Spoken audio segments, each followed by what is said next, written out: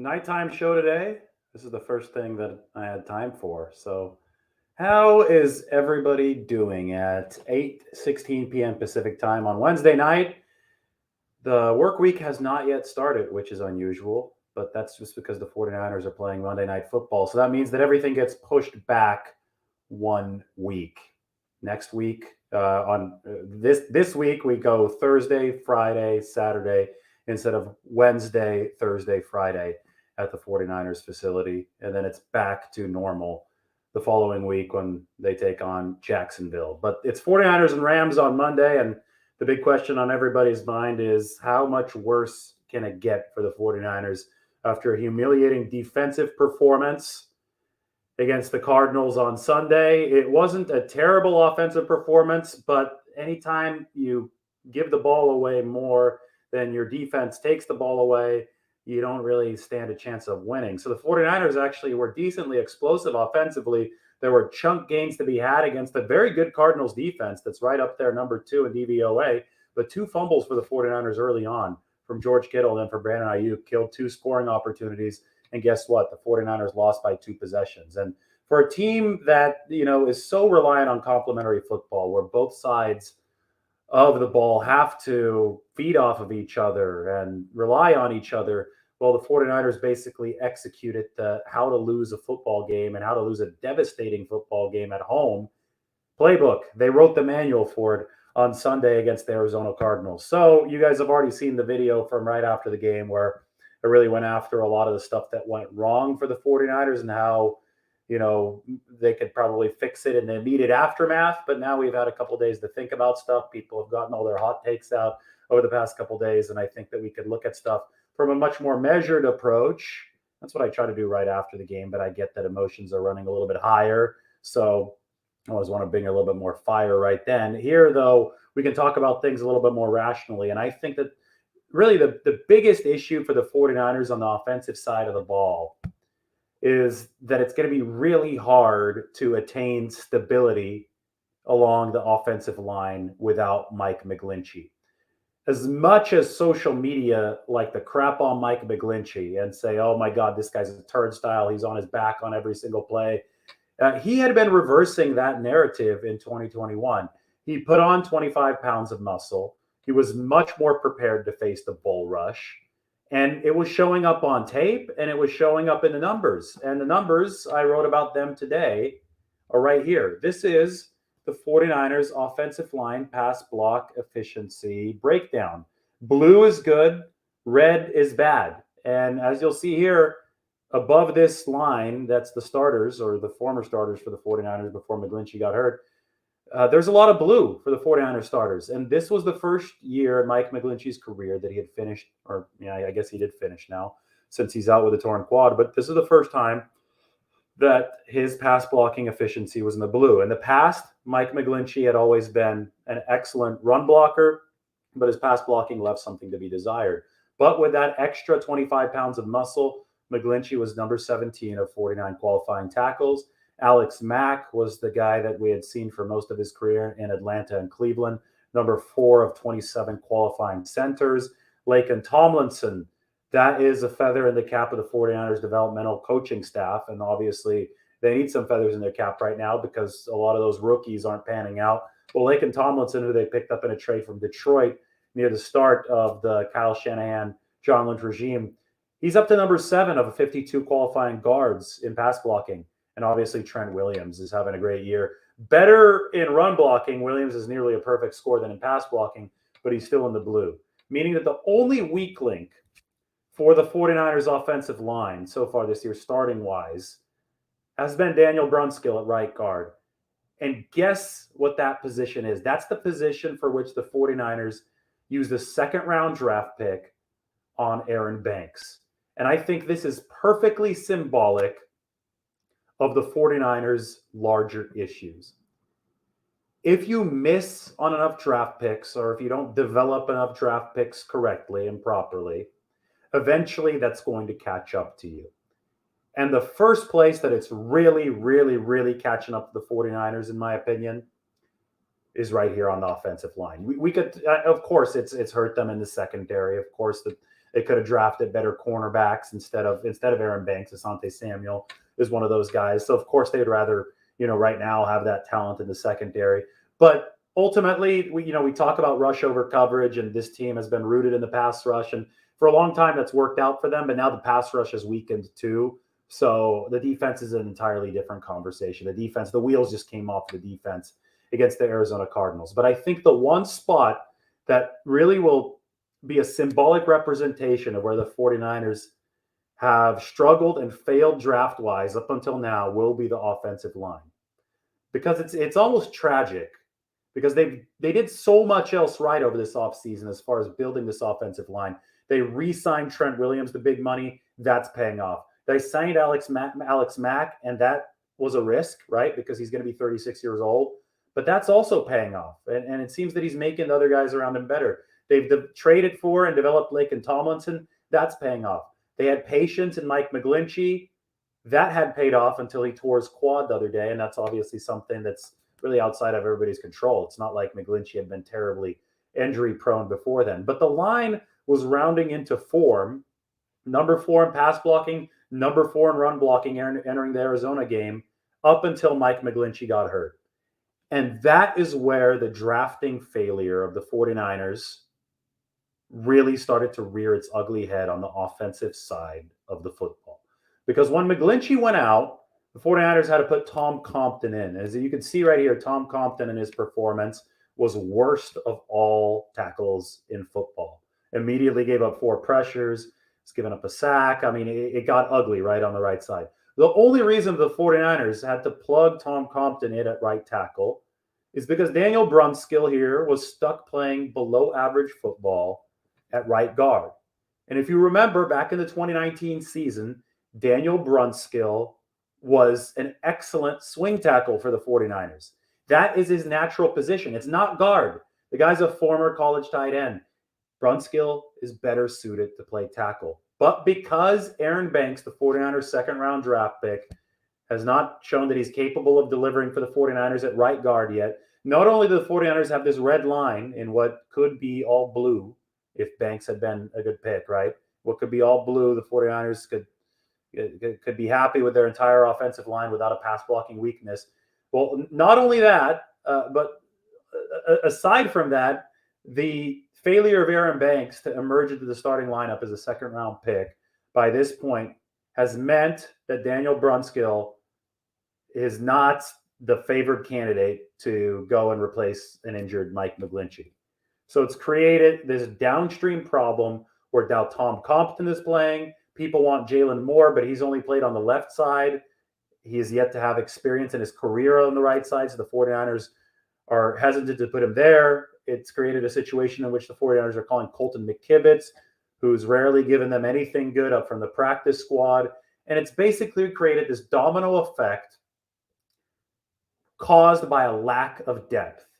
The 2019 team had quality depth at the margins.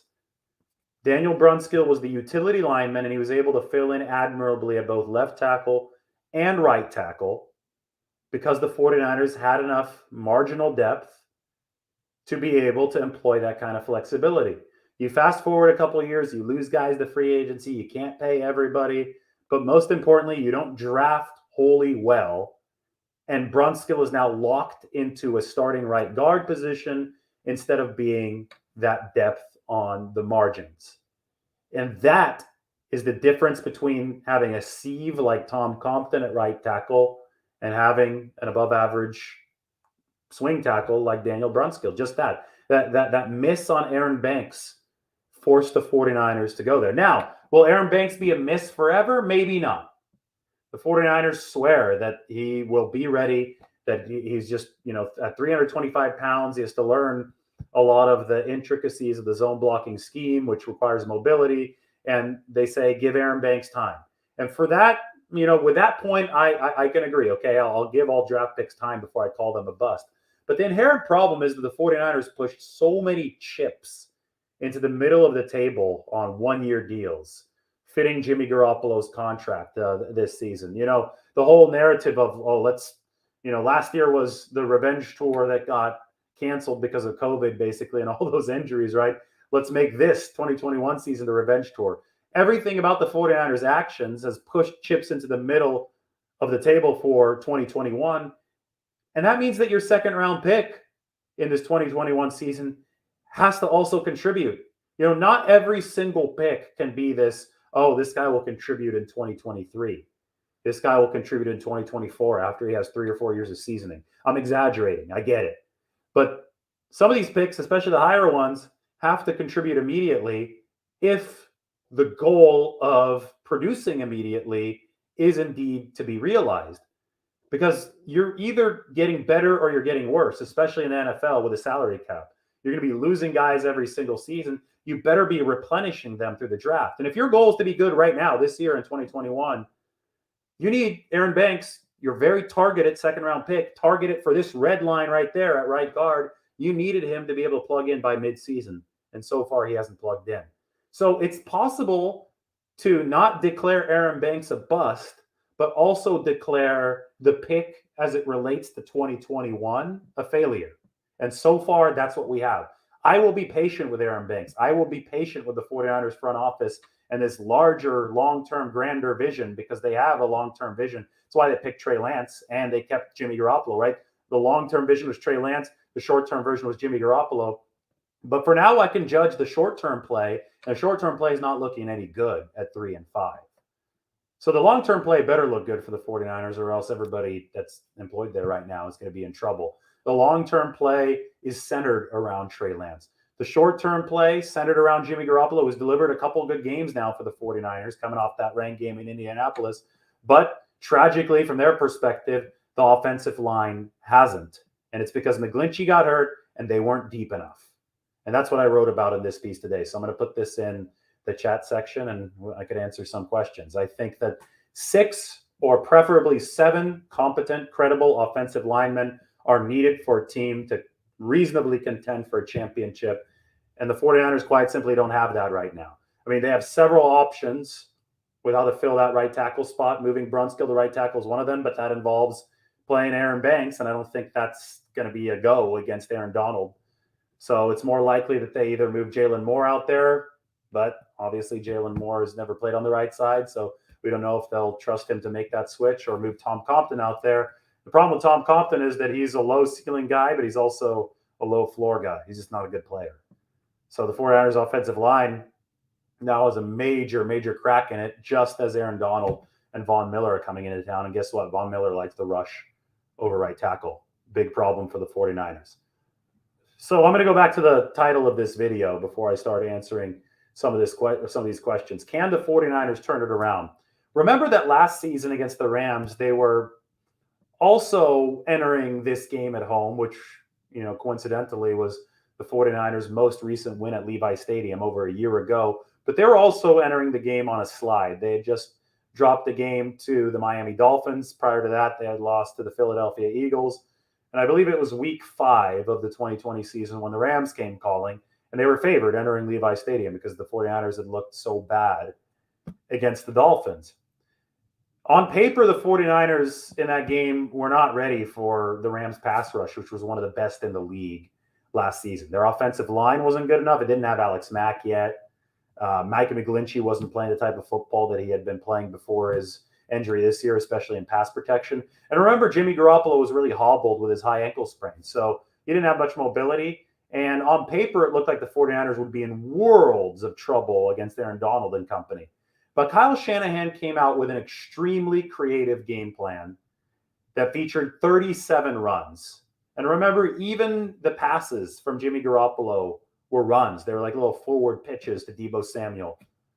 It was the Deadpool game plan, right? They named it after that. I'm going to write about that this week. But it was such a unique game plan from Kyle Shanahan, who had to bust out all the tricks, all the smoke and mirrors to put the Rams defense, which had a talent advantage over the 49ers offense, back on their heels. So it's Deebo running, Raheem Mostert running. The 49ers won't have him, but Elijah Mitchell's going to have to reprise that role. And it was Jimmy Garoppolo throwing. He made a gutsy throw on 4th down to George Kittle for the touchdown, with the Rams bringing that cover 0 blitz. So the 49ers made plays at crucial junctures while keeping the Rams off balance with a Shanahan special to turn the tables in their favor and win that football game. Now, the big difference this year is that the Rams have Matthew Stafford now, and their offense is a lot better, and the 49ers defense has fallen off a cliff. So it's going to take probably even more of a Herculean effort from the 49ers offense, and the 49ers defense is going to have to somehow patch things together. I'm not going to talk about a full season turnaround right now for the 49ers. They just need to win a game at home. They haven't done that in like 390 days, which is pathetic at this point, right? So about crossing that, just that one bridge at a time to win that game at home, they're going to need Jimmy Ward to come back because I think they really missed him.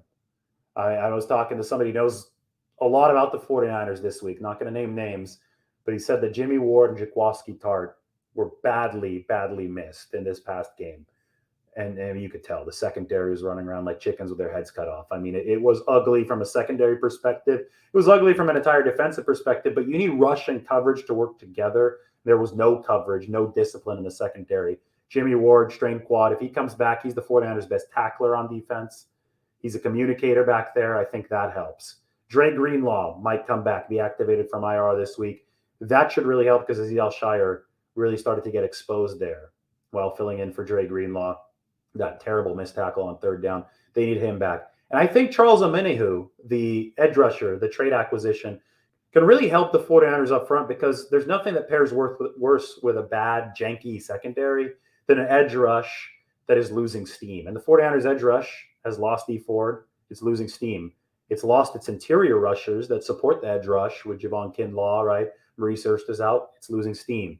So the 49ers need some steam opposite Nick Bosa. Maybe Omenihu gives them that. Maybe Greenlaw gives them some more steam on the middle. And of course, Jimmy Ward is essential to this defense. So if you're the 49ers, you have to hope that the small bits and pieces add up into something larger and tip the scales into territory where you can potentially upset the Rams.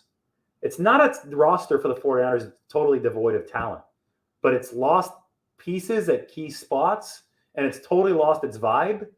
It's lost leadership. Right. And obviously they don't have DeForest Buckner anymore, but they also don't have Richard Sherman. I think Dre Greenlaw provided a modicum of leadership for the defense.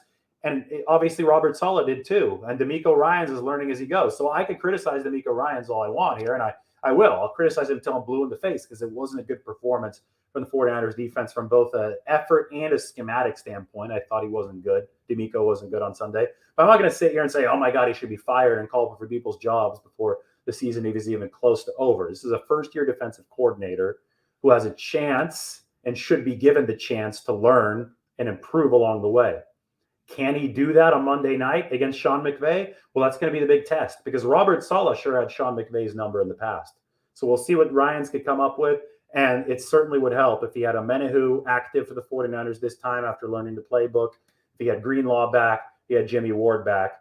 And when Jaquiski Tart does come back for the 49ers, he was one of the smartest players and best communicators on their defense, and that should help the secondary as well. Now, we talk about the rookies playing, and I think, the spot where that's the closest to happening has to be in the defensive backfield, especially with a guy like Deommodore Lenoir, since he's already played for the 49ers. I know they say there might have been a little bit of a regression, and maybe lost his confidence by getting beaten a couple times. The problem is that you can't hold him off the field for too long because the guys in front of him who are veterans are underperforming. Obviously, Josh Norman's underperforming. Obviously, Dre Kirkpatrick is underperforming. I thought Emmanuel Mosley had a good camp and a good start to the season, but he didn't have a great game, obviously missing that tackle on James Conner against the Arizona Cardinals. But I think Emmanuel Mosley is on the safest ground of those veteran cornerbacks. But between Norman and especially with Kirkpatrick, the way that he got run over in that game, and the way that Michael Pittman beat him against the Colts game, you got to start entertaining the idea of making this very merit-based. And I get it, Ambry Thomas probably still far away, and you could, if that's the case, you could put that in the same bucket as the pick of Aaron Banks. I mean, you need something out of these higher day 2 draft picks, right? Rounds 2, rounds 3, Ambry Thomas went around 3. If you're pushing those chips into the middle of the table for 2021, you need something out of the round 2, round 3 guys. I get it with Trey Lance. That was obviously the long play. We've known that for a while. But these other rounds, the 49ers didn't come out and draft them and say this is a long play like Trey Lance. You need something from him now. But even if you don't get something from Ambry Thomas, You do need something from Diarmid or Lenoir. You need some infusion of energy into that secondary, because what's happening right now is that you're just not getting good enough play from the veterans there. It's as simple as that. And maybe Amenehu on the defensive line turbocharges the 49ers pass rush. Maybe that has a spillover effect on the secondary. Maybe they'll be right by sticking with the veterans for another week. But we are either at or dangerously close to that tipping point where you just have to force some of those young guys into the game. I've been saying for weeks, and I think even Shanahan had been planning for weeks as far as Trey Lance goes to put him in, right? To make sure he mixed him in. But circumstances have changed. The 49ers are not getting anywhere close to developing any type of a rhythm offensively with the fumbles. I mean, it hasn't been Jimmy Garoppolo's fault the last 2 weeks, and they won 2 weeks ago, so it was fine against Chicago. But Lance still coming off the injury then. But last week, for example, thought that was a good game where they might have been able to mix Lance in into some goal line situations. But Brandon Ayuk fumbled the ball away at the goal line. George Kittle fumbled the ball away on an early drive. And then the defense gave up yards and points profusely, so the 49ers fell behind 17-0. All of a sudden, playing Trey Lance is not as appealing. So I think Shanahan still wants something out of his first-round pick this year. I think he's still playing the short game even there. But with everything else falling apart around him, it's become harder and harder to do that. So you can see how this is all interconnected. And when it works, it looks beautiful. And when it doesn't, it all falls apart and goes to hell like it is right now. But the bottom line is that positions that are underperforming, but with veterans, and I'm looking at the defensive backs mainly right there, the 49ers really, really will need that rookie infusion first. You can look at the offensive line too. They need that rookie infusion from Aaron Banks, maybe from Jalen Moore. They haven't really gotten it yet. Moore has played a game. He was okay. Made a couple critical errors, but that was just a fill-in for Trent Williams. Right now, that was a short-term fill-in. Now they're going to need a long-term fill-in on that right side. That then you have solved the puzzle of that right side, which is what I talked about in that article. And the hinge point for that is this draft class. The draft class does poorly. If Aaron Banks doesn't play, 49ers won't have the offensive line they want now that they've suffered an injury. And they're going to lose stability on offense. It's going to be impossible to drag behind a mediocre defense with an offense that has a shoddy offensive line. That offensive line is going to have to be better. All right, let's take a look at some of these comments. I'm going to go all the way up to the top. With Lance, we can turn the season around. Well, the problem is that Lance has been one of the least efficient quarterbacks in football so far. I love Trey Lance and the potential skill set that he brings, but I think that there's an appropriate usage of Trey Lance. I think with both Lance and Garoppolo, yes, you can turn the season around because Lance, he's got legs. I mean, this was the plan. This was the plan the whole way for the 49ers. They wanted to play both of these guys. They got away from it. You know, they were forced away from it essentially by playing so poorly in other facets of the game. If they can play well enough and they can create the structure for Lance to deliver in high leverage but low downside situations, they can utilize Lance to get a boost. I've been saying this all along. I agree with you probably 50% because I think you probably want 100% Lance. And if you get 100% Lance, you're not going to win that many games. And that's nothing against Lance. He just threw 318 passes at North Dakota State. He's raw. It's fine. That's the long-term play. We have the short-term play and the long-term play happening at once. The 49ers have had trouble juggling both of them, but they have to keep on juggling them because that's the only way that they're going to be able to do anything in this 2021 season. If you go full long-term, you're giving up on the 2021 season. And maybe that's fine. Some people want to do that. That's not realistic, though. It's not going to happen only a game out of the wild card spot. I mean, yeah, a lot of people think the season's done. I mean, you could say that it's done, but the football team won't pretend like it's done until it actually is. There's a lot of parity in the National Football League right now, more than there's ever been, to the point where the 49ers could be playing this poorly. They can be 3-5, and they're still only a game out of that last wild card spot. So until they're actually mathematically eliminated or close to it, the team won't play and the team won't make decisions based on the season being done. Everybody in this league is flawed. It's crazy right now. Rams fans, after one bad game, there are people on social media saying, oh, Matthew Stafford's the next Jared Goff. Starts hot under Sean McVay. drops off really quickly. And I think that's really, really ridiculous because A, Matthew Stafford's a lot better than Jared Goff. B, it's only been one game. And C, maybe I'll entertain that if Matthew Stafford struggles against the 49ers. And that gives you an idea of how far the 49ers defense has fallen. It used to be that quarterbacks would be excused for having a bad game against the 49ers because the 49ers were such a vaunted unit on the defensive side of the football. Well, now it's quite the opposite, right? Now it's if you don't have a good game against the 49ers, you must really suck. And that's not a good place to be. If your defense is a measuring stick of futility for other quarterbacks, you've gotten to a very bad and dark place. And that's where the 49ers were against the Cardinals. Because if Colt McCoy looks like Joe Montana against you, you're not any good. You're a wet rag defensively. So that's something the 49ers need to turn around. And that's why I mentioned Amenahu. That's why I mentioned Greenlaw. That's why I mentioned Ward, Tart. Maybe to get a little bit of juice out of those guys and they turn into a slightly above average unit. Maybe it's wishful thinking. Maybe it's not. But the 49ers will play for that until they're actually eliminated. It's not time to start Lance. This is the same guy I was talking earlier. Sorry, if it were time to start Lance, then they would. But honestly, Trey Lance also deserves to be protected out on the field. At this point, he would go out there as raw as he was against Arizona when he got hurt with a worse offensive line. Because, Trey Lance behind Tom Compton, what could possibly go wrong, right? So the 49ers have to figure some stuff out before they can throw Trey Lance out there in all leverage situations, all downs. Playing quarterback in the NFL and protecting yourself, we're not even talking about winning games and being efficient. Protecting yourself still requires 25 to 30 good decisions from the pocket per game. And the internal clock probably speeds up if you have Tom Compton blocking for your right tackle. So no, it's just not. It just isn't time for Trey Lance yet. 49ers are in a bind. They really are. They're not in a good spot as far as that goes. I mean, the 49ers do get hurt a lot, but I think it might be a player problem more than a conditioning problem. It's the type of players the 49ers have brought in, and they traded away one of the most durable guys in DeForest Buckner. I'm still not against the process of the trade, but it's more outcome oriented. The 49ers had to hit the pick that they got for DeForest Buckner. They had a hit with the Kinlaw pick. And now Kinlaw's on IR after ACL reconstruction surgery.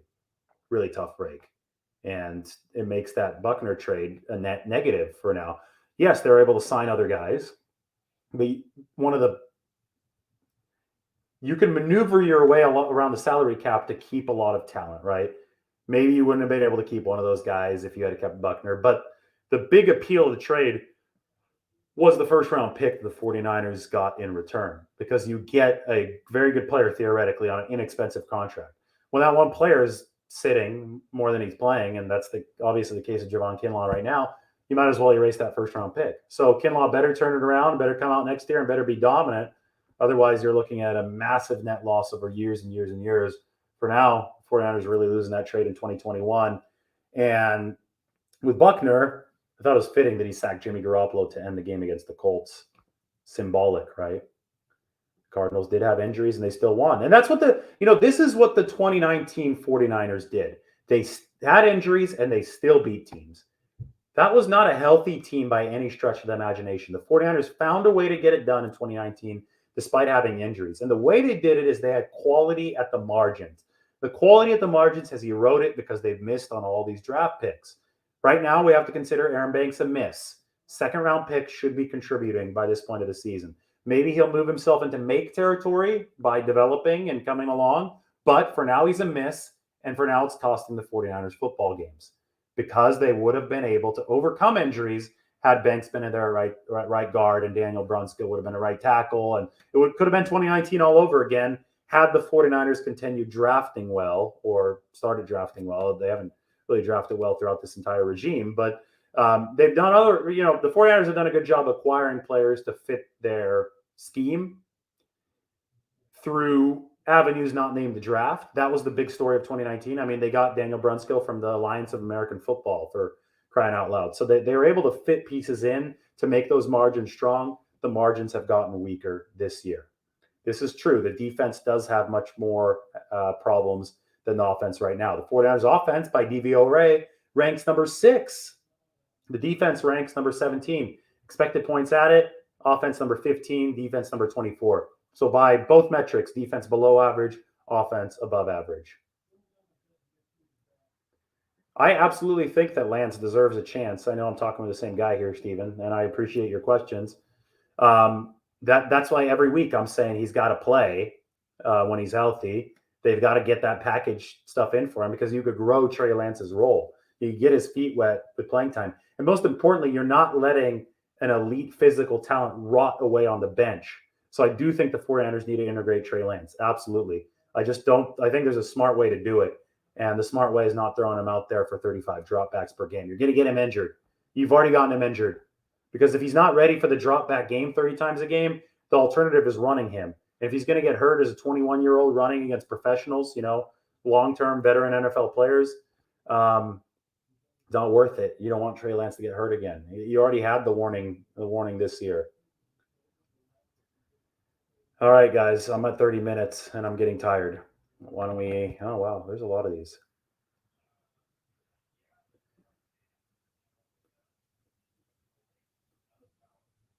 You mean the 49? No, it was 17-10 with Lance, and it was 31-17 with Jimmy. So the offense did better against the Cardinals with Jimmy. I think that's what you're trying to say. I think you're trying to tell me that the 49ers somehow did better with Lance, but it's not true. They scored 17 points with Garoppolo, even though Kittle and Ayuk fumbled away more points twice. So they could have easily scored 31, at least a field goal and a touchdown, right? So 27. Whereas with Lance, the 49ers scored only 10, and the turnover was Lance's fault. It was an interception. So if you want to do this, we go all day. I mean, Garoppolo's been better than Lance this year. I mean, he's been more efficient than Lance this year. If you want to do the apples-to-apples comparison, Garoppolo did better against the Cardinals. The defense played a lot worse against the Cardinals the second time than the first time.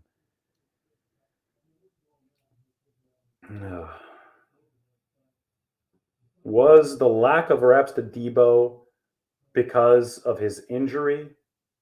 It might have been. I think he might have been a little bit limited, but Ayuk got more play. If you're looking for a bright side to this, it's that Ayuk is back in rapport, flowing with confidence, and it takes pressure off of Debo Samuel. So now you got both of those guys, right? Debo Samuel on one side, Brandon Ayuk on the other. You go to work. George Kittle in the middle. He still has the capability to make big plays. There are more than enough weapons on this offense to get stuff done. There's a reason why they rank something like number 6 in the NFL in yards per play, but they also rank number 30 in giveaways. There's a disconnect there. They're potentially explosive, but they're not finishing the job. Guys aren't holding on to the football. No team has dropped more passes than the 49ers this season or in all Kyle Shanahan's tenure. 7.6% drop rate for the 49ers in this 2021 season. Just won't cut it. Fumble rate, number 3 in all of football. They just need to catch the football better, hold on to the football better. It's not that hard, right? And that, I think, just takes a team-wide level of focus, a verve, and enthusiasm that, yeah, maybe you put Trey Lance in there, lets him, he sparks a couple plays. Maybe that elevates everybody else. When Emmanuel Sanders came over in 2019, it immediately fixed the 49ers drop issues. He didn't go and put Stickum on Kendrick Bourne's gloves. Maybe he did. I don't know. But he didn't actually go there and catch passes for Kendrick Bourne. He didn't go there and help Debo Samuel, with the actual catch technique on every single down. But he helped the entire room. He helped the verve of the team. He made big plays, and that translated into higher level play for everybody else. So when last week or 2 weeks ago, whenever I was talking about the potential boost that Trey Lance can give, I think if you pick and choose the right spots with Trey Lance and he delivers a couple big plays, there you go. That can raise the intensity level, the competence of the entire team. Because the game isn't played on a spreadsheet, right? The game is played in between the lines, in the mud, if it's raining. It's one of those situations where some of these energy boosts are going to be intangible. And you just need dudes sometimes. You need dudes to make plays. And I think if they use Trey Lance right, he could be one of those dudes to make plays. You have multiple receivers creating plays. You can have multiple quarterbacks creating plays. Jalen Hurd, doesn't sound good for Jalen Hurd. He's done for this season, that's for sure. Maybe they'll give him one more chance in training camp next year. It's way too early to talk about this with Kyle Shanahan because he just signed a contract extension. But there's a kernel of truth to what Nathan is saying here, and that is whatever the 49ers do, with Trey Lance as their quarterback in the future will determine the status of this current front office. The status of the current front office is not dependent on the 2021 season. It's dependent on how the team does in the long term. And right now, Trey Lance is that long term future, which is why it doesn't make any sense from the coaching staff's perspective to force him in there too soon just to salvage the 2021 season. You want to treat Trey Lance and his development in a way that maximizes his future prospects, keeps him as healthy as possible here. 49ers had no choice against Arizona early in the season. Thrust them in there before they wanted to, but you want the long-term plan to be the one that works because, yes, futures of employees of the 49ers are tethered to how Trey Lance ultimately does. I agree with this. Shanahan will grow as head coach. These are all alpha competitors in their profession. If you're a 49ers fan, have faith. Yeah, I mean, I think Shanahan has shown the ability to adapt. I mean, he adapts in terms of play calling with countermeasures throughout games. He's had bad games just like the best of them, but he has shown the ability to set people up, counter strike. And I think, in certain ways, he has adapted as a coach over his time. Some of those adaptations haven't come to fruition in the win column yet, but I could give one example. He was stubborn about not going for it on fourth downs. He was one of the worst as far as that went in the league. And we thought that after the Packers game where he should have gone for a fourth down punt, and instead we thought he was going to be stubborn again. But he said, no, I got that one wrong. I should have gone for that. And then Kyle Shanahan shows up a couple weeks later against the Cardinals and does go for these fourth downs that he should go for in plus territory. And even though the results weren't great in that game because the 49ers offense was just terribly inefficient on third and fourth downs, Shanahan stood by the right decisions. He evolved as a head coach in terms of some of those decisions. Now, is the evolution happening fast enough? Not right now. The 49ers are 3-5. Shanahan hasn't really hit his groove yet. He's not motivating the team, properly. Some of his personnel decisions, I think, have obviously caught up with the team. But there still is time to turn this around, right, in this 2021 season. And maybe even if the chances of turning it around in 2021 are much slimmer than they were. I mean, we're still got 10 games to go. So it's not like they're that slim. I think 49ers still have like a 25% wild card shot. So they're a game out. So they're not tiny.